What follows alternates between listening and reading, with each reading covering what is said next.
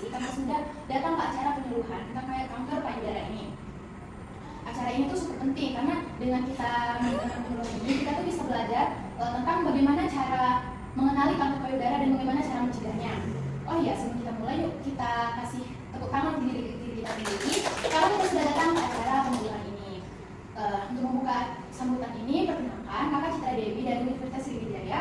Nah, kakak datang di sini tuh nggak sendirian, kakak bawa teman-teman yang akan memberikan materi tentang kanker payudara ini. Oke, kepada penyuluh silakan masuk dan memberikan materinya.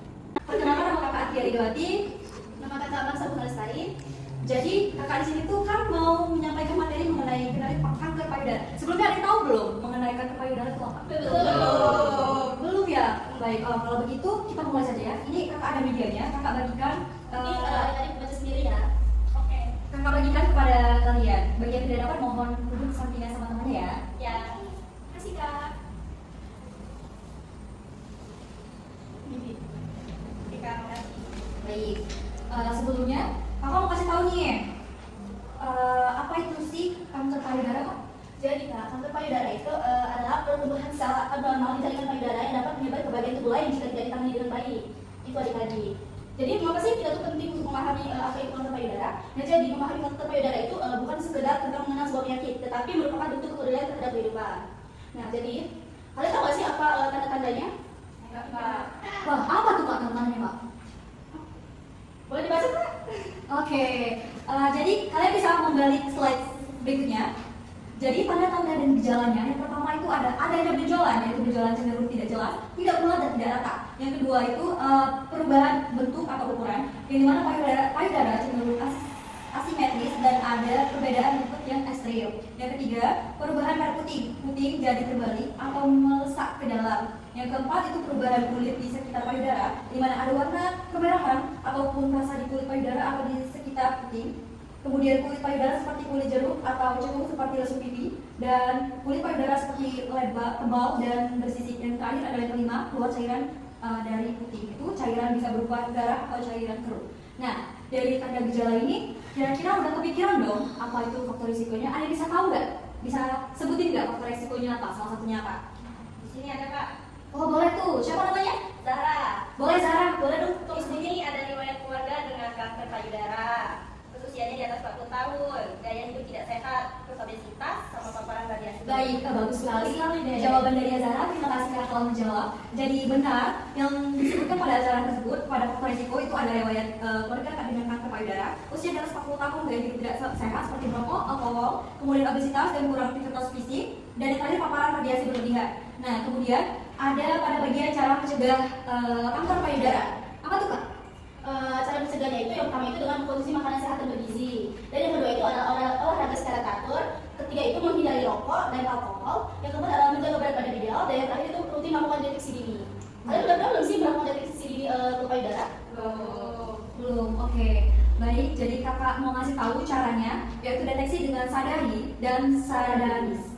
Dimana yang pertama sadari yaitu periksa payudara sendiri setiap bulan setelah menstruasi dengan cara yang pertama berdiri di depan kaca atau cermin, yang kedua periksa bentuk dan ukuran payudara, yang ketiga angkat tangan, perhatikan perubahan, keempat angkat payudara untuk mencari benjolan, kelima periksa ketiak, enam pijat puting, perhatikan cairan normal. Yang kedua itu sadanis, di mana pemeriksaan payudara klinis oleh tenaga medis setiap tahunnya. Nah, jadi pada pemaparan materi kami tadi, kami sudah menjelaskan mengenai pengertian, mengapa kanker payudara ini penting dan lain sebagainya. Nah, kemudian kakak mau kasih tanya jawab nih dari kalian, adakah yang mau bertanya? Kakak memberikan 3 kesempatan kepada ketiga kesempatan penanya kepada kalian yang bertanya. Mau kak? Oh boleh sekali, boleh. Yang mana dulu nih? Kayaknya kembar ya? Kebetulan ya? Oke, yang mana dulu nih yang mau bertanya? Boleh diskusi pertanyaan dan namanya. Oke baik, sebelumnya terima kasih atas kesempatan Kak. Perkenalkan, saya Aisyah Ramadhani. Saya ingin bertanya tentang kanker payudara kan. Jadi kanker payudara ini kira-kira bisa memicu timbulnya penyakit lain atau enggak sih Kak? Itu aja. Terima kasih Kak. Gimana Kak? Mau langsung dijawab atau ditampung dulu? Kita untuk pertanyaannya kita tampung dulu ya untuk tidak penanya. Yuk, dulu lagi mau bertanya. Oh boleh banget nih, yang biru-biru ini sangat menyala sekali. Boleh sebutkan nama? Baik Kak, terima kasih atas kesempatannya. Saya Aisyah Febrina mau bertanya.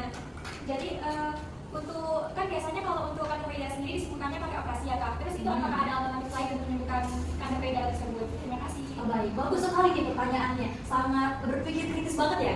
Oke, kakak tampung dulu ya pertanyaannya, kemudian dipersilakan kepada adik yang berbaju coklat. Baiklah, terima kasih untuk kesempatannya. Perkenalkan saya Rafika Yuliani, izin untuk bertanya. Apakah semua benjolan di payudara termasuk kanker? Oke, baik, terima kasih ya atas Sekali pertanyaannya. apa? Bagus sekali pertanyaan dari Rafika. Kakak izin menjawab dari pertanyaan dari Aisyah, Natasha, dan Rafika. Kakak mulai dari Aisyah terlebih dahulu ya. Yang pertama itu, apakah kanker payudara bisa memicu penyakit lain? Apakah benar? Ya. Baik. Kanker payudara dapat mempengaruhi sistem tubuh secara keseluruhan dan meningkatkan risiko penyakit lain, terutama jika kanker menyebar atau metastasis. Misalnya, pasien kanker payudara mungkin lebih rentan terhadap infeksi atau komplikasi dari pengobatan kanker. Namun, tidak semua orang dengan kanker payudara akan mengalami kondisi lain. Dan penting untuk melakukan pemeriksaan dan pemantauan secara rutin. Jadi, itulah penjawaban dari kakak. Apakah Aisyah sudah puas dengan jawaban kakak atau ada saran lain?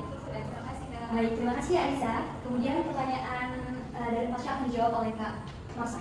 Baik, untuk Natasha, pertanyaannya itu apakah ada alternatif lain untuk menyembuhkan kanker payudara selain operasi? Benar? Baik, di sini akan jawab. Saya operasi itu ada beberapa pendekatan lain untuk mengobati kanker payudara, termasuk kemoterapi, seperti penggunaan obat atau untuk membunuh kanker sel. Kemudian ada radioterapi untuk menggunakan radiasi untuk menghancurkan sel kanker. Kemudian ada terapi hormon menggunakan obat untuk menghalangi hormon yang dapat merangsang pertumbuhan sel kanker. Kemudian ada imunoterapi meningkatkan kemampuan sistem kekebalan tubuh untuk melawan kanker. Dan yang terakhir adalah pendekatan alternatif. Nah, beberapa orang itu mencari terapi alternatif seperti herbal, akupunktur, atau diet khusus. Terapi penting untuk berkonsultasi dengan dokter sebelum mencoba metode ini. Baik, aku sudah puas jawabannya. Sudah, terima kasih Kak. Baik, yang terakhir adalah pertanyaan dari Rafika. Kakak izin jawab dari Rafika. Itu apakah semua benjolan di payudara termasuk kanker? Apakah benar? Benar, Kak. Baik, tidak semua benjolan di payudara itu merupakan kanker. Banyak benjolan lain bersifat jelas seperti kista, fibroadenoma, atau perubahan jaringan payudara akibat siklus menstruasi. Namun, penting untuk memeriksakan benjolan apapun ke dokter untuk mendapatkan diagnosis yang tepat. Nah, pemeriksa fisik, mamografi atau biopsi mungkin diperlukan untuk menentukan sifat benjolan tersebut. Apakah Rafika sudah puas dengan jawaban dari kakak? Puas, Kak.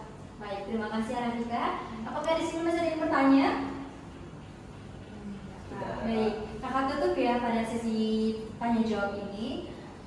Apakah Adik-adik sekalian itu bisa menyimpulkan nggak yang telah kami sampaikan tadi? Boleh Kak? boleh dong, Azahra? Ya, dari penjelasan itu sangat bermanfaat ya Kak, karena jadi tahu cara mendeteksi dini tentang kanker payudara. Jadi sekarang itu lebih sering untuk kita sadar diri untuk melihat juga kondisi kita sendiri. Lalu ternyata gejala awal kanker payudara tuh gak terasa, ternyata hanya benjolan atau putaran di payudara aja gitu. Terus juga saya jadi lebih ingin berolahraga, soalnya kan tadi ada faktor resikonya itu di obesitas dan lain-lainnya. Itu sih Kak. Wah, jawabannya sangat bagus sekali ya dari Zara. Terima kasih Zara karena telah memberikan kesimpulan dari perkeluar atau materi yang kami sampaikan tadi. Kemudian kami kembalikan kepada selesai sudah penyampaian materi dari kami akhiri. Wassalamualaikum warahmatullahi wabarakatuh. Waalaikumsalam warahmatullahi wabarakatuh. Oke, kembali lagi ke kakak. Gimana nih rasanya setelah mendengarkan materi dari kakak tadi? Bermanfaat juga.